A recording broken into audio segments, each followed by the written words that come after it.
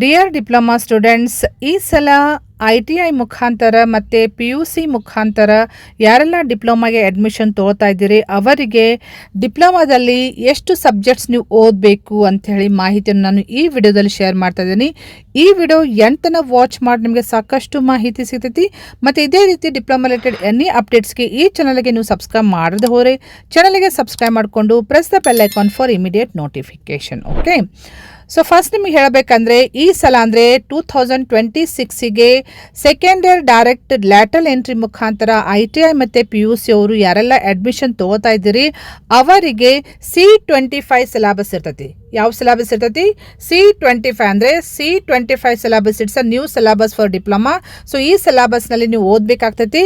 So ಫಸ್ಟಿಗೆ ITI students ಅಂದರೆ ITI ಮುಖಾಂತರ ಯಾರು ಸೆಕೆಂಡ್ ಇಯರ್ ಲ್ಯಾಟ್ರಲ್ ಎಂಟ್ರಿ ಡಿಪ್ಲೊಮಾಗೆ ಅಡ್ಮಿಷನ್ ತೊಗೊಂಡಿಲ್ಲ ಅವರಿಗೆ ಎಷ್ಟು ಸಬ್ಜೆಕ್ಟ್ಸ್ ಇರ್ತಾವೆ ಅಂತ ಹೇಳಿ ಕ್ಲಿಯರ್ಲಿ ಮೆನ್ಷನ್ ಮಾಡಿದಾರೆ.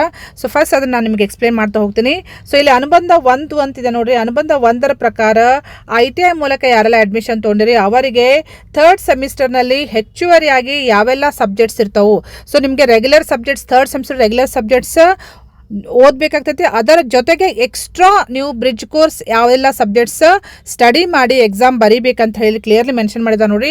ಫಸ್ಟಿಗೆ ಥರ್ಡ್ ಸೆಮಿಸ್ಟರ್ನಲ್ಲಿ ಯಾವೆಲ್ಲ ಸಬ್ಜೆಕ್ಟ್ಸ್ ಓದಬೇಕಾಗ್ತೈತೆ ಅಂದರೆ ನೀವು ITI ಮುಖಾಂತರ ಅಡ್ಮಿಷನ್ ತೊಗೊಂಡವರು ಥರ್ಡ್ ಸೆಮಿಸ್ಟರ್ನಲ್ಲಿ ಫಸ್ಟ್ ಇಂಜಿನಿಯರಿಂಗ್ ಮ್ಯಾಥಮೆಟಿಕ್ಸ್ 1 ಇದು ಥಿಯರಿ ಸಬ್ಜೆಕ್ಟ್, ಮತ್ತು ನೆಕ್ಸ್ಟ್ ಎಸೆನ್ಷಿಯಲ್ ಇಂಗ್ಲೀಷ್ ಕಮ್ಯುನಿಕೇಷನ್ ಇದು ಪ್ರಾಕ್ಟಿಕಲ್ ಸಬ್ಜೆಕ್ಟ್. ಸೊ ಇವೆರಡು ಸಬ್ಜೆಕ್ಟ್ ಎಕ್ಸ್ಟ್ರಾ ನೀವು ಓದಬೇಕಾಗ್ತೈತಿ.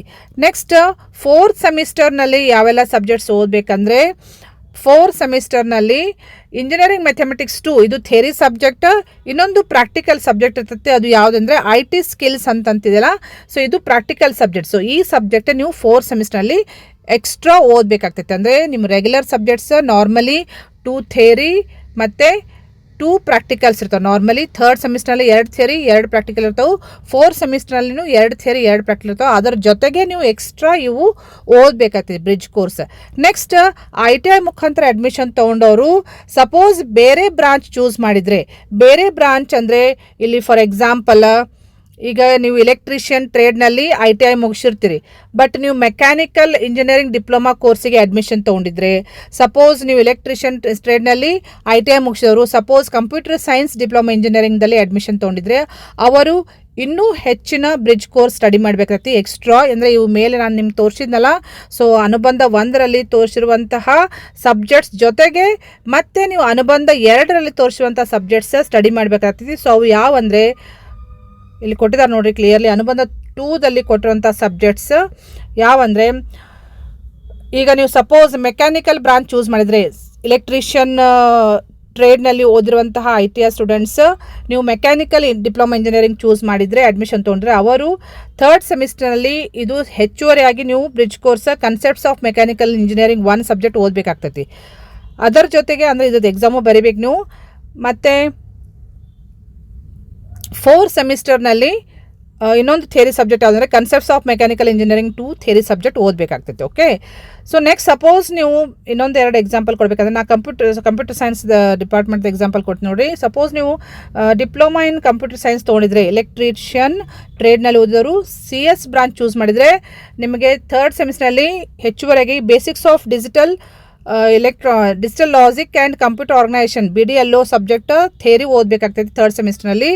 ಅದೇ ರೀತಿ ಫೋರ್ತ್ ಸೆಮಿಸ್ಟರ್ನಲ್ಲಿ thinking programming with Python. So ಹೆಚ್ಚುವರಿಯಾಗಿ ನೀವು ಈ ಸಬ್ಜೆಕ್ಟ್ ಓದಬೇಕು. So total 3 subjects bridge course ಬರ್ತಾವೆ ನಿಮಗೆ.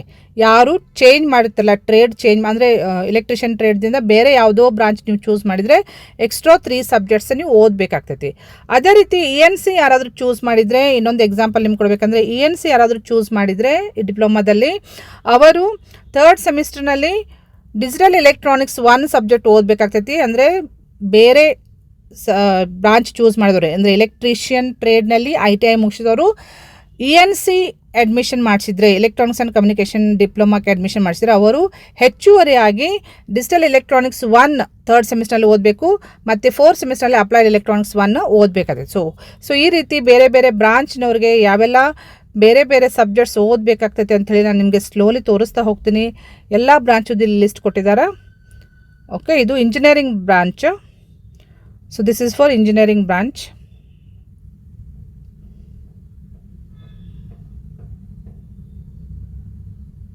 Okay. Next P U C ಮುಗಿಸಿ ಯಾರೆಲ್ಲ ಡಿಪ್ಲೊಮಾಗೆ ಅಡ್ಮಿಷನ್ ತೊಗೋತಿರಲ್ಲ ಅವರಿಗೆ ಯಾವ ಸಬ್ಜೆಕ್ಟ್ಸ್ ಇರ್ತಾವೆ ಅಂತಂಥೇಳಿ ಡಿಟೇಲ್ ಆಗಿ ನಾನು ನಿಮ್ಗೆ ಇಲ್ಲಿ ಎಕ್ಸ್ಪ್ಲೇನ್ ಮಾಡ್ತೀನಿ. ಇಲ್ಲಿ ಫಸ್ಟ್ ಪಿ ಯು ಸಿ ಮುಗಿಸಿ ಯಾರೆಲ್ಲ ಡಿಪ್ಲೊಮಾಗೆ ಅಡ್ಮಿಷನ್ ತೊಗೊತಿರಲ್ಲ ಅವರಿಗೆ ಯಾವ ಸಬ್ಜೆಕ್ಟ್ಸ್ ಇರ್ತಾವೆ ಅಂತ ಹೇಳಿ ಕ್ಲಿಯರ್ ಕೊಡ್ತಾರೆ. ಫಸ್ಟ್ ಇಂಜಿನಿಯರಿಂಗ್ ಬ್ರಾಂಚ್ ತೊಗೊಂಡವರು ಪಿ ಯು ಸಿ ಸೈನ್ಸ್ ಮುಗಿಸಿ ಸೈನ್ಸ್ ಅಥವಾ ಟೆಕ್ನಿಕಲ್ ಸಬ್ಜೆಕ್ಟ್ಸ್ದಲ್ಲಿ ಪಾಸ್ ಆದಂಥ students diploma direct lateral entry ಮುಖಾಂತರ ಅಡ್ಮಿಷನ್ ತೊಗೊಂಡವ್ರಿಗೆ ಈ ಸಬ್ಜೆಕ್ಟ್ಸ್ ಇರ್ತಾವೆ. ನೀವು ಅಂದರೆ ಹೆಚ್ಚುವರಿ ಆಗಿ ಈಗ ಸೆಕೆಂಡ್ ಇಯರ್ ಥರ್ಡ್ ಸೆಮಿಸ್ಟರ್ನಲ್ಲಿ ನಿಮ್ಮ ರೆಗ್ಯುಲರ್ ಸಬ್ಜೆಕ್ಟ್ಸ್ 2 ಥಿಯರಿ ಇರ್ತಾವೆ ಪ್ಲಸ್ 2 ಪ್ರಾಕ್ಟಿಕಲ್ ಇರ್ತಾವೆ. ಅದರ ಜೊತೆಗೆ ಹೆಚ್ಚುವರಿಯಾಗಿ ನೀವು +2 ಬ್ರಿಡ್ಜ್ ಕೋರ್ಸ್ ಸ್ಟಡಿ ಮಾಡಬೇಕಾಗ್ತದೆ, ಬ್ರಿಡ್ಜ್ ಕೋರ್ಸಸ್ ಸ್ಟಡಿ ಮಾಡಬೇಕಾಗ್ತದೆ. ಸೊ ಅವು ಯಾವ ಬ್ರಿಡ್ಜ್ ಕೋರ್ಸ್ ನೀವು ಸ್ಟಡಿ ಮಾಡಬೇಕಾಗ್ತದೆ ಅಂತ ಹೇಳಿ ಇಲ್ಲಿ ಕ್ಲಿಯರ್ಲಿ ಮೆನ್ಷನ್ ಮಾಡಿದ್ದೆ ನೋಡಿರಿ. ಸೊ ಫಸ್ಟಿಗೆ ಥರ್ಡ್ ಸೆಮಿಸ್ಟರ್ನಲ್ಲಿ ಒಂದು computer aided engineering drawing subject ಇರ್ತೈತಿ, ಇದು ಪ್ರಾಕ್ಟಿಕಲ್ ಸಬ್ಜೆಕ್ಟ್. ಆಮೇಲೆ ಥರ್ಡ್ ಸೆಮಿಸ್ಟರ್ನಲ್ಲಿ ಇನ್ನೊಂದು ಥಿಯರಿ ಸಬ್ಜೆಕ್ಟ್ ಬರ್ತೈತೆ ನಿಮಗೆ, ಅದು ಡೊಮೈನ್ 1, ಅದು ಅನಕ್ಷರ 2ದಲ್ಲಿ ಕೊಟ್ಟಿದ್ದಾರೆ, ಅದು ನಿಮ್ಗೆ ತೋರಿಸ್ತೀನಿ. ಫೋರ್ತ್ ಸೆಮಿಸ್ಟರ್ನಲ್ಲಿ 2 ಸಬ್ಜೆಕ್ಟ್ ನೀವು ಸ್ಟಡಿ ಮಾಡಬೇಕಾಗ್ತೈತಿ. ಒಂದು IT ಸ್ಕಿಲ್ಸ್, ಇದು ಪ್ರಾಕ್ಟಿಕಲ್ ಸಬ್ಜೆಕ್ಟ್ ಕಂಪಲ್ಸರಿ ನೀವೆಲ್ಲರೂ ಸ್ಟಡಿ ಮಾಡಬೇಕಾಗ್ತೈತಿ. ಇನ್ನೊಂದು ಫೋರ್ತ್ ಸೆಮಿಸ್ಟರ್ನಲ್ಲಿ ಡೊಮೈನ್ 2 ಅಂತಂಥೇಳಿ ಬ್ರಿಡ್ಜ್ ಕೋರ್ಸ್, ಇದು ಡೊಮೈನ್ ರಿಲೇಟೆಡ್ ಅಂದರೆ ನೀವು ಯಾವ ಬ್ರಾಂಚ್ ಚೂಸ್ ಮಾಡುತ್ತಲ್ಲ ಅದ್ರ ಪ್ರಕಾರ ನಿಮಗೆ ಆ ಬ್ರಾಂಚ್ ರಿಲೇಟೆಡ್ ಸಬ್ಜೆಕ್ಟ್ ನೀವು ಸ್ಟಡಿ ಮಾಡಬೇಕಾಗ್ತದೆ. ಸೊ ಡೊಮೈನ್ 1 ಮತ್ತು ಡೊಮೈನ್ 2 ಇಲ್ಲಿ ಅನಕ್ಷರ್ 2ದಲ್ಲಿ ಕೊಟ್ಟಿದ್ದಾರೆ, ಇಲ್ಲಿ ನೀವು ನೋಡ್ಬೋದು. ಪಿ ಯು ಸಿ ಮುಖಾಂತರ ಯಾರೆಲ್ಲ ಅಡ್ಮಿಷನ್ ತೊಗೊತಿರಲ್ಲ ಇಂಜಿನಿಯರಿಂಗ್ ಬ್ರಾಂಚ್ನಲ್ಲಿ, ಸೊ ಡೊಮೈನ್ 1 ಮತ್ತು ಡೊಮೈನ್ 2. ಸಪೋಸ್ ನೀವು ಮೆಕ್ಯಾನಿಕಲ್ ಬ್ರಾಂಚ್ ತೊಗೊಂಡಿದ್ರೆ ಡೊಮೈನ್ 1 ಥರ್ಡ್ ಸೆಮಿಸ್ಟರ್ನಲ್ಲಿ ಕನ್ಸೆಪ್ಟ್ಸ್ ಆಫ್ ಮೆಕ್ಯಾನಿಕಲ್ ಇಂಜಿನಿಯರಿಂಗ್ 1 ಕಲಿಬೇಕಾಗ್ತೈತಿ. ಫೋರ್ತ್ ಸೆಮಿಸ್ಟರ್ನಲ್ಲಿ ಡೊಮೈನ್ 2 ಯಾವುದು ಕನ್ಸೆಪ್ಟ್ಸ್ ಆಫ್ ಮೆಕ್ಯಾನಿಕಲ್ ಇಂಜಿನಿಯರಿಂಗ್ 2 ಕಲಿಬೇಕಾಗ್ತೈತಿ ಥಿಯರಿ ಸಬ್ಜೆಕ್ಟ್. ಅದೇ ರೀತಿ CS ಮಾಡಿದರೆ ಕಂಪ್ಯೂಟರ್ ಸೈನ್ಸ್ ಮಾಡಿದರೆ ಥರ್ಡ್ ಸೆಮಿಸ್ಟರ್ನಲ್ಲಿ ಡೊಮೈನ್ 1 ಯಾವ ಸಬ್ಜೆಕ್ಟ್ ಕಲಿಬೇಕಂದ್ರೆ basics of digital logic and computer organisation. So ಇದು ಥರ್ಡ್ ಸೆಮಿಸ್ಟರ್ನಲ್ಲಿ ಕಲಿಯುವಂತಹ ಸಬ್ಜೆಕ್ಟ್ ಥಿಯರಿ. ನೆಕ್ಸ್ಟ್ ಫೋರ್ತ್ ಸೆಮಿಸ್ಟರ್ನಲ್ಲಿ ಥಿಂಕಿಂಗ್ ಪ್ರೋಗ್ರಾಮಿಂಗ್ ವಿತ್ ಪೈಥಾನ್ ಕಲಿಬೇಕಾಗ್ತೈತಿ. ಅದೇ ರೀತಿ ಎಲೆಕ್ಟ್ರಾನಿಕ್ಸ್ ಆ್ಯಂಡ್ ಕಮ್ಯುನಿಕೇಷನ್ ನೀವು ಚೂಸ್ ಮಾಡಿದರೆ ಪಿ ಯು ಸಿ ಮುಖಾಂತರ ಯಾರಾದರೂ ಅಡ್ಮಿಷನ್ ತೊಗೊಂಡಿದ್ರೆ ಅವರು ಥರ್ಡ್ ಸೆಮಿಸ್ಟರ್ನಲ್ಲಿ ಡಿಜಿಟಲ್ ಎಲೆಕ್ಟ್ರಾನಿಕ್ಸ್ 1 ಥಿಯರಿ ಕಲಿಬೇಕು, ಎಕ್ಸಾಮ್ ಬರೀಬೇಕು. ಫೋರ್ತ್ ಸೆಮಿಸ್ಟರ್ನಲ್ಲಿ ಅಪ್ಲೈಡ್ ಎಲೆಕ್ಟ್ರಾನಿಕ್ಸ್ 1 ಥಿಯರಿ ಕಲಿಬೇಕು, ಎಕ್ಸಾಮ್ ಬರೀಬೇಕು. ಅದೇ ರೀತಿ ಬೇರೆ ಬೇರೆ ಬ್ರಾಂಚದ್ದು ಇಲ್ಲಿ ಕೊಟ್ಟಿದ್ದಾರೆ, ಇವನ್ನೆಲ್ಲ ನೀವು ನೋಡಿ ಚೆಕ್ ಮಾಡ್ಕೊಡಿ. Main thing P U C ಮುಖಾಂತರ ಅಡ್ಮಿಷನ್ ತೊಗೊಂಡವ್ರಿಗೆ ಎಕ್ಸ್ಟ್ರಾ 2 ಬ್ರಿಡ್ಜ್ ಕೋರ್ಸ್ ಇರ್ತಾವೆ, ಅವೆಲ್ಲ ಯಾವ ಬ್ರಿಡ್ಜ್ ಕೋರ್ಸ್ ಬರ್ತಾವೆ ಅಂತ ಹೇಳಿ ಇಲ್ಲಿ ಕ್ಲಿಯರ್ಲಿ ತೋರಿಸಿದ್ದಿದೆ, ಚೆಕ್ ಮಾಡಿಕೊಡ್ರಿ. ಓಕೆ. ನೆಕ್ಸ್ಟ್ ಇನ್ನು ಸಪೋಸ್ ನಾನ್ ಇಂಜಿನಿಯರಿಂಗ್ ಕೋರ್ಸ್ ಮಾಡಿದವ್ರಿಗೆ ಪಿ ಯು ಸಿ ಮುಖಾಂತರ ಅದು ಇಲ್ಲಿ ಕೊಟ್ಟಿದ್ದಾರೆ, ಯಾವೆಲ್ಲ ನಾನ್ ಇಂಜಿನಿಯರಿಂಗ್ ಕೋರ್ಸ್ ಬರ್ತಾವೆ ಪಿ ಯು ಸಿ ಮುಗಿಸಿ ಯಾರೆಲ್ಲ ಡಿಪ್ಲೊಮಾ ಅಡ್ಮಿಷನ್ ಮಾಡಿಸ್ಬೇಕಂತ ಅಂದ್ಕೊಂಡ್ರಲ್ಲ ನಾನ್ ಇಂಜಿನಿಯರಿಂಗ್ ಕೋರ್ಸ್ ಯಾವ ಬರ್ತಾವೆ ಅಂದರೆ ಕಮರ್ಷಿಯಲ್ ಪ್ರಾಕ್ಟೀಸ್ ಅಂತ ಬರ್ತೈತಿ. ಅವರಿಗೆ ಥರ್ಡ್ ಸೆಮಿಸ್ಟರ್ನಲ್ಲಿ ಯಾವ ಸಬ್ಜೆಕ್ಟ್ಸ್ ಬರ್ತಾವೆ, ಫೋರ್ತ್ ಸೆಮಿಸ್ಟರ್ನಲ್ಲಿ ಯಾವ ಸಬ್ಜೆಕ್ಟ್ಸ್ ಬರ್ತಾವೆ ಅಂತ ಹೇಳಿ ಅದನ್ನೂ ಮೆನ್ಷನ್ ಮಾಡಿದ್ದಾರೆ. Next apparel design ADFT apparel design and fabrication technology ಅವರಿಗೆ ಯಾವೆಲ್ಲ ಎಕ್ಸ್ಟ್ರಾ ಬ್ರಿಡ್ಜ್ ಕೋರ್ಸ್ ಕಲಿಬೇಕಾಗ್ತೈತಿ ವಿತ್ ರೆಗ್ಯುಲರ್ ಸಬ್ಜೆಕ್ಟ್ಸ್ ಅದನ್ನು ಕೊಟ್ಟಿದ್ದಾರೆ ನೋಡಿರಿ.